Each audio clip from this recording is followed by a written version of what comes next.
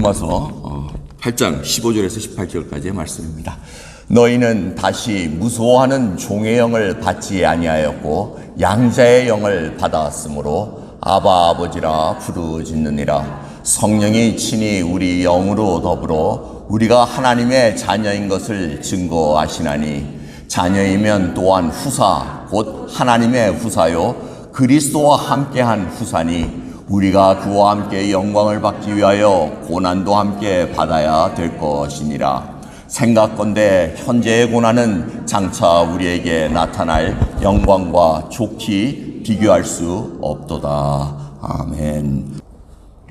오늘 본 말씀은 로마서입니다. 로마서인데 로마서의 주제는 뭐냐면은 1장 1절에 사도 바울이 로마 교회를 방문하고 싶어 했습니다.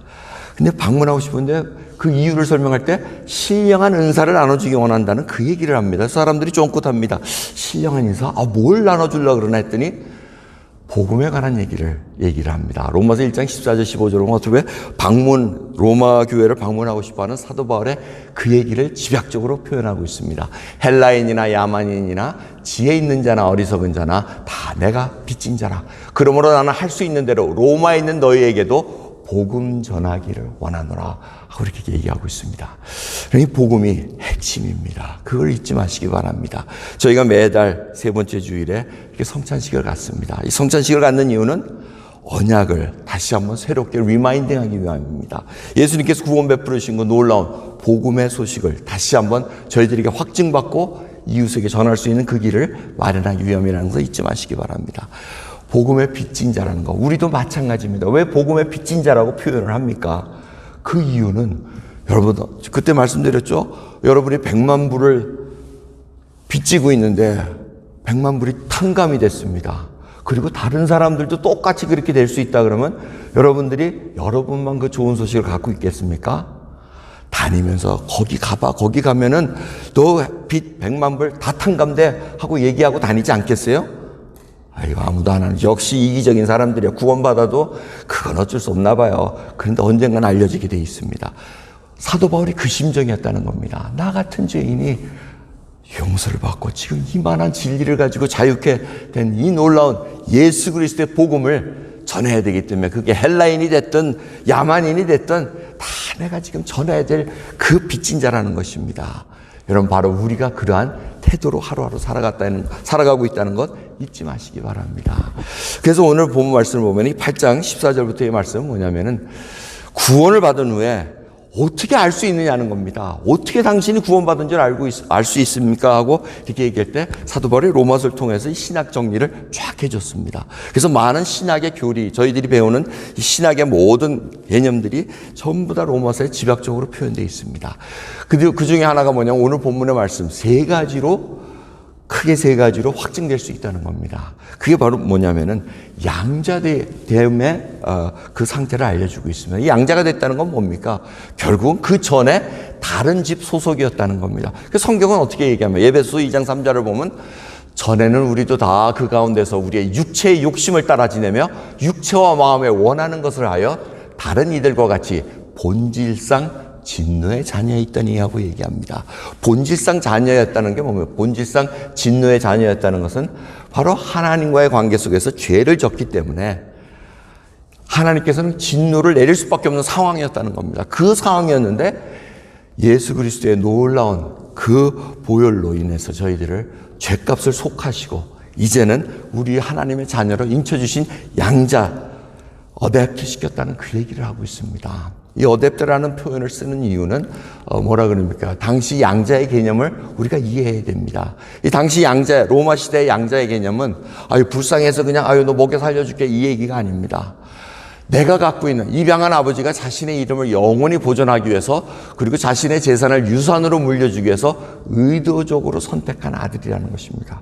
여러분 로마 당시에 아시죠? 아버지의 힘이 얼마나 대단했으면 아기가 태어나면은 애를 딱 가지고 오면 어떻게 한다 그러죠? 아버지가 요렇게 하면 죽이고 요렇게 하면은 살리고 이제 그게 아버지의 놀라운 권위였습니다.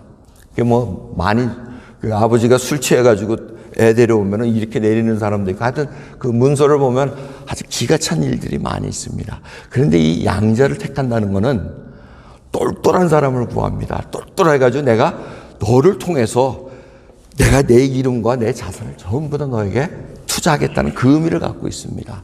그래서 이 양자가 됐다는 것은 자기 몸으로 낳은 자식하고 다를 바가 전혀 없다는 것을 로마 당시의 문화로 여러분들이 이해를 하고 계셔야 됩니다. 그래서 이 양자라는 표현을 했다는 것이 그만큼 귀하다는 겁니다. 아유, 나를 불쌍히 여겨주셨구나. 이게 그 개념이 아니라는 겁니다. 뭔가 퓨처를 위해서 지금 의도적으로 선택하셨다는 것에 여러분 초점을 맞추고 계셔야 됩니다. 근데 우리의 상태가 어땠냐면은 모든 사람이 죄를 범하였음에 하나님의 영광에 이르지 못했다고 얘기합니다. 그리스도 예수 안에 있는 구속으로 말미암아 하나님의 은혜로 값없이 의롭다 하심을 얻은 자가 되었느니라. 로마서 3장에 이렇게 말씀하고 계십니다. 그래서 저희들은 어떻게 했든지 그 죄값을, 하나님과의 관계가 끊어진 죄값을 우리가 갚을 길이 없었다는 겁니다. 그래서 구속, 고엘이라는, 리디머라는 이 개념이 들어옵니다. 히브리의 그 문화 속에서 고엘이라는 단어를 하나님께서 사용하십니다. 기업 물을 자. 어떤 자가 너무나 빚져가지고 자기 자손, 손조로부터 받은 땅을 유지 못할 때 그 땅을 잡힙니다. 그리고 빚이 져가지고 계속해서 종살이하고 이렇게 할 때 누군가 와서 갚아줘야 됩니다. 그게 바로 고엘입니다. 자기 친족 쪽에서 가장 가까운 자가 와서 모든 것을 다 갚고 그 다음에 그로 하여금 다시 회복시켜주는 그 사상이 바로 고엘 사상입니다. 이 고엘 사상이 바로 예수 그리스도가 바로 우리의 고엘이 되셨다는 겁니다. 우리의 빚을 다 갚아주셨다는 겁니다. 하나님 앞에 죄를 갖고는 우리 누구든지 예외 없이 하나님 앞에 죄를 진 자입니다. 안 졌다 그러지만 진 자입니다. 또 이 개념은 또 어떤 개념입니까? 우리 한국 옛날 역사에 보면은 노비라는 제도가 있지 않았습니까? 그래서 노비가 있으면 노비가 자녀를 낳으면 그 자녀는 노비입니다. 아무리 똑똑하고 아무리 잘생기고 아무리 이뻐도 노비입니다. 똑같습니다. 죄의 종으로 계속해서 낳는 자녀들은 죄의 종이 될 수밖에 없다는 겁니다. 그래서 하나님께서 이 자녀들을 지금 어댑트 시키기 위해서, 나의 집으로 들어오기 위해서, 원래는 우리가 자녀입니다. 하나님의 자녀인데 지금 죄가 그거를 딱 앗아갔습니다. 사단이 딱 그걸 유혹을 해서 자기 걸로 그냥 딱 삼아버린 겁니다. 그래서 그걸 뺏어오기 위해서, 데려오기 위해서는 누군가 하나님과의 그 관계를 회복시켜 줄 자가 있어야 되는데 바로 고엘이신 예수 그리스도가 우리를 위해서 대신 죄값을 치르시고 하나님과의 관계로 들어왔다는 겁니다. 그래서 이 양자되는 개념을 해서 이 양자된 자는 아버지의 성품을 훌륭하게 재현하는 것이 당연한 것이 로마 당시의 양자된 입장입니다. 마찬가지입니다. 우리도 양자됐으면 하나님의 그 성품 그대로 재현하는 것이 마땅하다는 겁니다. 그래서 말씀드리는 게 어떻게 성령님의 증거가 우리가 양자가 된 걸 아느냐? 성령님께서 우리를 거룩하게 이끌어 주신다는 겁니다. 성화의 과정으로 이끄신다는 겁니다. 그래서 오늘 본 말씀 8장 13절 14절을 보시면은 영으로서 몸의 행실을 죽이면 살리니 무릇 하나님의 영으로 인도함을 받는 그들은 곧 하나님의 아들이라고 얘기합니다. 몸의 행실을 죽인다는 것은 옛날에 죄 가운데 있던 그 행실들을 다 버리기 시작한다는, 싫어진다는 겁니다. 옛날에는 거짓말을 밥 먹듯이 했는데 주님을 만나고 보니 그게 너무나 싫어진다는 겁니다. 거룩한 백성으로 움직이는 겁니다. 이것이 바로 성령님께서 내가 양자가 됐다, 하나님의 자녀가 됐다는 증거라는 겁니다. 여러분 예수 그리스도를 믿고 아직도 죄 가운데 있으면은 지금 이게 하나님께서 분명히 음성으로 그 다음 이제 증거가 나오기 시작합니다. 이 성화의 과정이 바로 하나님께 따라가길 원하는 그 심령이 바로 성령님께서 우리가 하나님의 자녀가 됐다는 증거로 알려주신다는 겁니다. 그런 마음속에 갈등이 있습니다. 하나님 가운데 아버지 나 이렇게 살기를 원하는, 하나님의 말씀대로 살기 원하는, 이게 바로 성령님께서 우리를 증거시켜 주는 것입니다. 그 갈등을 통해서 하나님 앞에 점점 닮아가는 그런 자로 움직인다는 겁니다. 두 번째로 오늘 본 말씀에 의하면은 성령님은 우리와 하나님의 관계에서 두려움을 자유로 바꿔주십니다. 그래서 아바 아버지라 부를 수 있게 합니다. 이 아바 아버지라 부르짖는, 여러분 부르짖는 것이 막 그냥 주여 주여 아버지 아버지 하고 이렇게 그냥 부르짖는 그 의미가 아니고 아이가 아빠 그냥 막 이렇게 기뻐가지고 부르는 그 외성, 그거를 얘기하고 있습니다.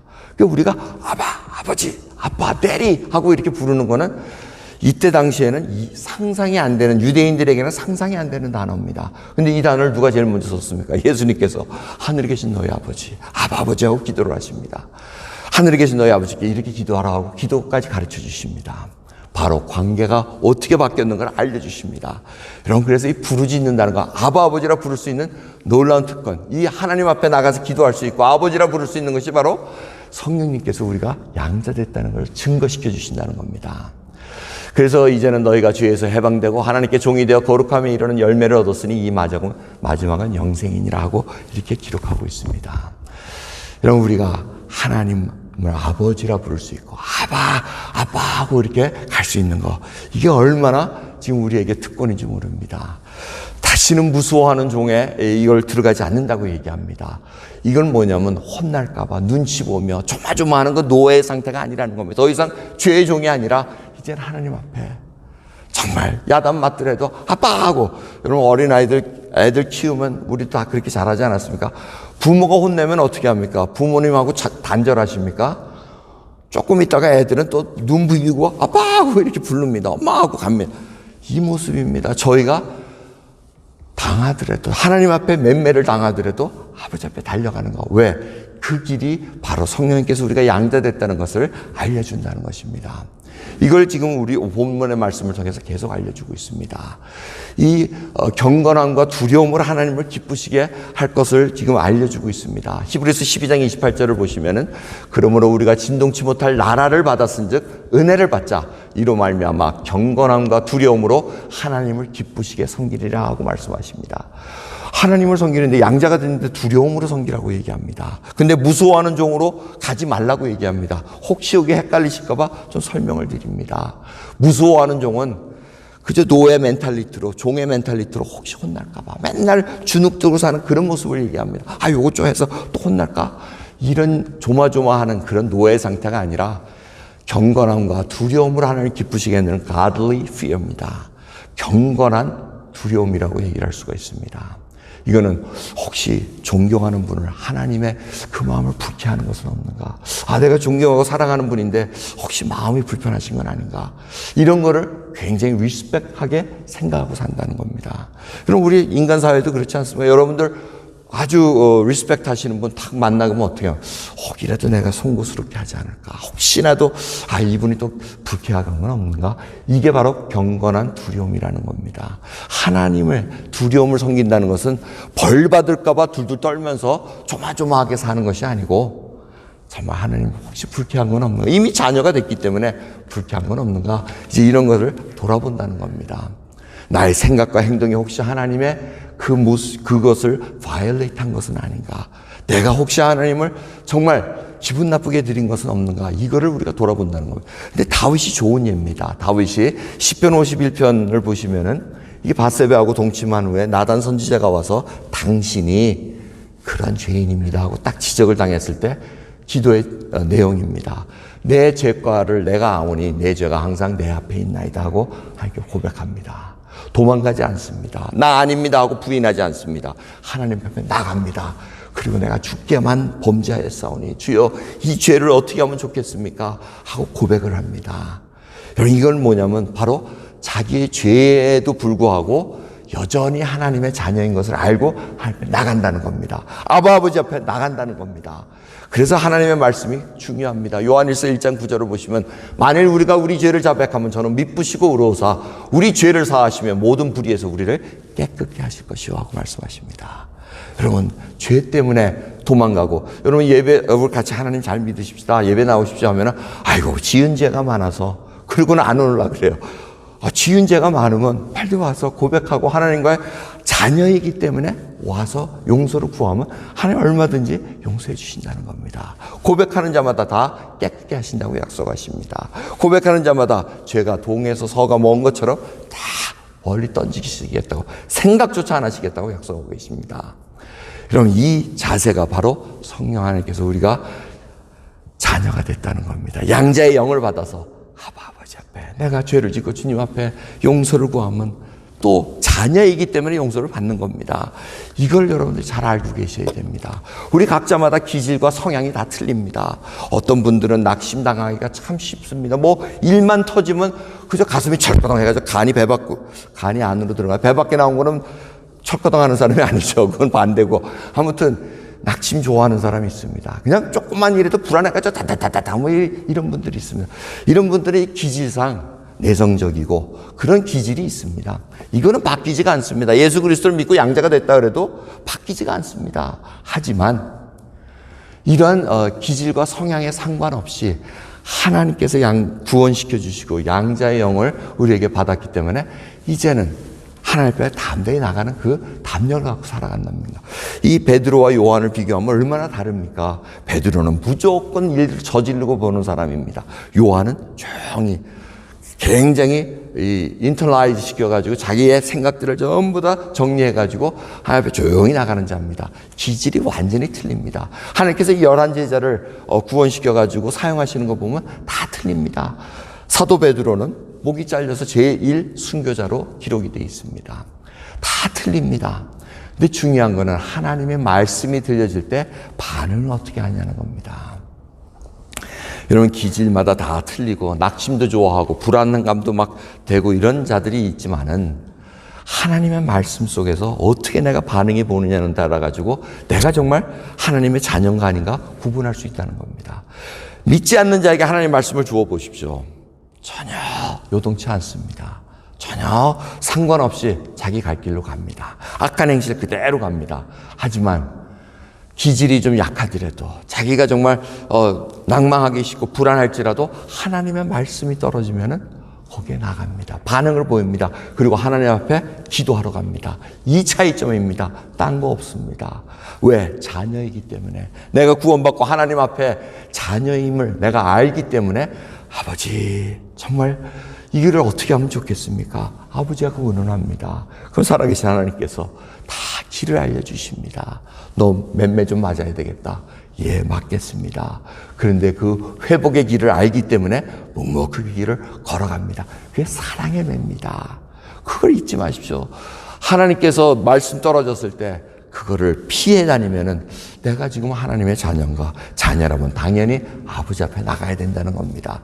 기도의 문. 오늘도 여러분 이렇게 나오신 것은 담대하게 나가요. 뭐 여러분들이 하나님 앞에 나 이렇게 잘했습니다 하고 떳떳해서 나오신 거 아닙니다.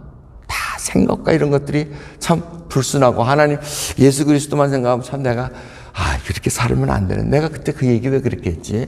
내가 왜 그렇게 행동을 해가지고 다른 사람 마음 아프게 했지? 이게 자꾸 생각이 납니다. 그런데도 불구하고 예배 시간에 주님 앞에 꿇어 엎드립니다. 주여 이 모습 불쌍히 여겨주옵소서. 애통하는 자로 주님 앞에 쓴다는 것. 이것이 바로 양자의 영을 받았기 때문에 하나님의 자녀이기 때문에 지금 나와 있다는 겁니다. 그러면서 그러한 자들 지금 하나님 앞에 지금 흔들리고 이런 자들이 말씀으로 다시 한번 위로를 받습니다. 야고보서 4장 7절을 보면 너희는 하나님께 순복할지어다. 말씀에 순복하라는 겁니다. 순종하라는 겁니다. 그리고 마귀를 대적하라. 그리하면 너희를 피하리라. 그럼 하나님께서 이미 우리에게 자녀된 권세를 주셨습니다. 그러기에 마귀를 대적하시기 바랍니다. 어떤 때는 피해야 됩니다. 요셉이 이렇게 유혹이 왔을 때 보디발 장군의 와이프에 유혹이 왔을 때 어떻게 물러갈지어다 하고 이렇게 하지 않고 피하는 방법이 겉옷 번져놓고 도망가는 겁니다. 이게 다 다릅니다. 피하고 순복하고 대적하는 방법들이 다 틀립니다. 그때마다 하나님의 대적할 수 있는 지혜를 주시고 용기를 주십니다. 그러면 그 마귀가 피할 거라고 약속하십니다. 에베소서 6장 11절을 보시면 마귀의 괴계를 능히 대적하기. 우리에게 지금 낙심하게 하고 불안감을 주고 하는 것은 다 마귀의 괴계입니다. 네가 하나님의 자녀 맞아? 근데 이거 봐. 하나님이 이렇게 지켜주신다고 약속하셨는데 너는 그 모양이냐? 하고 이렇게 자꾸 속삭입니다. 근데 거기에 흔들리지 마시기 바랍니다. 말씀으로 예수님께서 광야 40일 동안 말씀으로 대적하셨습니다. 그 시험의 3가지 내용을 보시면은 우리에게 다 해당이 됩니다. 이기는 방법까지 다 알려주셨습니다. 말씀으로 기록되었을 때 하나님만 섬기라는 말씀대로. 그래서 이 마귀의 계기를 능히 대적하기 위해서는 하나님의 전신갑주를 입으라는 겁니다. 여러분도 오늘 전신갑주 벗으면 안 됩니다. 진리의 띠를 항상 띄고 계셔야 됩니다. 예수 그리스도의 진리를 띄고 의의 흉배를 붙이고 예수 그리스도의 의로 흉배를 붙이고 평안의 복음의 신을 신고 구원의 투구를 신고 믿음의 방패를 들고 성령의 검 하나의 말씀을 들고 무시로 기도하고 있어야 됩니다. 하나님 앞에 나가. 이래야지 살아나갈 수가 있습니다. 넉넉고 있고 맨날 환경 타령하고 다른 사람 타령하다 보면은 결국 후당하고 쓰러질 수밖에 없습니다. 그 길이 오래되지 않기를 원합니다. 그 시간이 짧기를 원합니다. 믿음에 있는 자, 강한 믿음을 가진 자들은 그 순간이 짧습니다. 금방 이렇습니다. 주님 앞에 나갑니다. 내가 살 길이 무엇인가 압니다. 하나님 앞에 꿇어 엎드리고 두 손을 들고 기도하는 아바 아버지라 부르짖는 그 모습이 바로 우리가 양자됐다는 것을 알려주기 때문에 그렇습니다. 마지막으로 우리가 양자된 것을 확인시켜주는 성령의 역사는 하나님의 후사, 상속인이 됐다는 겁니다. 영어로 heirs에서 우리가 하나님의 후사라고 얘기를 합니다. 우리가 바로 하나님의 바로 모든 것을 받을 자. 근데 받는 게 예수 그리스도와 함께한 상속인이라는 것을 증거하고 계시다는 겁니다. 그럼 하나님은 왕이십니다. 왕이 자기 아들에게 상속인에게 줄 수 있는 게 뭡니까? 왕국입니다. 왕국. 그렇기 때문에 하나님께서 우리에게 나라를 주십니다. 하나님의 나라를 우리에게 다 쉐어하겠다고 약속하고 계시다는 겁니다.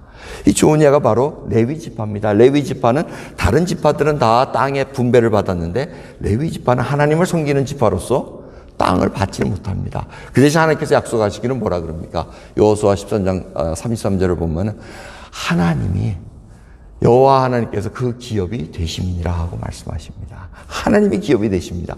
우리가 하나님과 함께하면 하나님의 상속인이 돼서 하나님께서 그 왕국을 주시겠다고 약속하십니다. 근데 이 왕국을 받기 위해서는 고난도 함께 받아야 된다고 말씀하십니다. 참 여기가 아주 저희들 힘든 상황입니다. 그래서 이 세상에 살지만은 우리는 저 세상, 하늘나라, 하나님의 왕국을 지금 이미 이루어졌지만 아직 완전하게 오질 않았습니다. 완전히 오질 않았기 때문에 지금 우리가 목숨이 오늘 끊어지면은 저 세상 갈 준비해야 됩니다. 근데 이 세상 사는 동안 미래를 지금 목표로 하나님의 나라를 지금 우리들이 누리고 살지만은 계속해서 살기 위해서는 고난을 받을 수밖에 없습니다. 이 고난을 왜 받는다고 말씀드렸습니까? 사는 원리가 틀려서 그렇다는 겁니다. 이 세상에 살 때는 자기 욕심대로 남을 짓밟고 살아와야 되는데 하나님 나라에 속한 권속들은, 백성들은, 자녀들은, 왕 같은 제사장들은 그렇게 살 수가 없다는 겁니다. 때로는 손해볼 수밖에 없습니다. 세상에서 인정을 못 받고 살아갈 때도 있습니다. 이걸 견뎌내야 됩니다. 하나님 때문에 내가, 예수 그리스도의 이름 때문에 내가 견뎌낸다는 겁니다. 손해를 볼지라도, 멸시를 당할지라도. 여러분 예수님 때문에 멸시당한 적 있으십니까? 다 자기 자존심 상한 것 같고 부떡부떡하고 견뎌냈다 하르지 정말 복음 전하다. 예수 그리스도 때문에 내가 멸시천대 받는 거 하늘에서 기뻐하십니다. 하나님께서 견디게 해주십니다. 이 고난을 지나가지 못하면은 하나님의 나라 상속자인지 확인받을 길이 없습니다. 고난받는다는 건 바로 내가 하나님의 자녀로서 지금 상속받을 준비를 하고 있구나. 이 고난을 통해서 성품이 변합니다. 낙심 잘하던 사람이 점점 이제는 그 낙심도 점점 이제는 주님께 맡기는 믿음으로 성장해갑니다. 여러분 이 세상에 사는 동안 이 예가 바로 이삭의 삶입니다. 이삭 삶을 창세기를 읽어보시면은 이삭이 얼마나 힘들었겠습니까? 자기 아버지부터 죽임, 살인당할 뻔했지 않습니까? 그 얘기는 자세히 나와 있지는 않습니다. 아브라함하고 이삭하고 그 후로부터 대화한 내용이 없습니다. 그러니까 이게 관계가 어떻게 되는지 모르지만은 이삭은 정말 잘 견뎌냅니다. 그리고는 결혼해가지고 쫙 살아가는데 그 정도 됐으면은 정말 하나님께서 문도 탁탁 열어주고 아이도 텅텅 낳게 해주고 이렇게 해주면 좋잖아요. 전혀 그렇지 않습니다. 태문도 딱 닫아버리시고 이삭이 기도해야지 하나님께서 태문을 열어줘서 자녀도 낳게 하십니다. 그리고 이웃들이 무서워서 벌벌 떠는 게 아니고 너 하나님과 가까이 있는 거 알구나 하고는 처음에는 화평을 청합니다. 근데 나중에는 어떻게 합니까? 쫓아냅니다. 파놓은 우물들을 다 메꿔버립니다. 그 얘기는 뭐냐면은 옛날에 우물이 없으면은 살 길이 없습니다. 목동 생활을 해야 되고 양을 쳐야 되고 다 해야 되는데 우물이 없으면 살 길이 없기 때문에 이삭은 어떻게 합니까? 또 다른 곳에 이주해서 우물을 팝니다.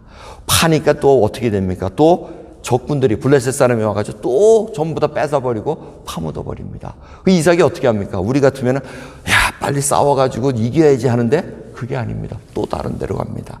또 다른 데 가서 또 열심히 팝니다. 우물 파는 자로 소문이 나 있는 자입니다. 바로 어떻게 보면 이 이삭의 삶의 모습이 바로 우리 이 세상에서 사는 모습입니다. 적군이 와서 힘들게 할지라도 아유 그래 그러고는 또 손해보지만 또 가서 아이고 당신 우물 내가 파놓은 값 좀 내놓으시오 하고 이렇게 얘기하지 않습니다. 다 포기하고 또 갑니다. 이것이 바로 양자 됐기 때문에 이삭은 자유하는 여자로부터 난 자녀입니다. 계집 노예 종에 난 이스마엘은 하나님의 그 유업을 받을 자가 아니라고 말씀하고 계십니다. 이것이 차이점입니다. 그러기에 하나님의 그 생명을 가진 자들 우리가 어떻게 살아야 되는가 지금 하나님께서 성령 하나님을 통해서 증거를 보여주시고 계시다는 겁니다.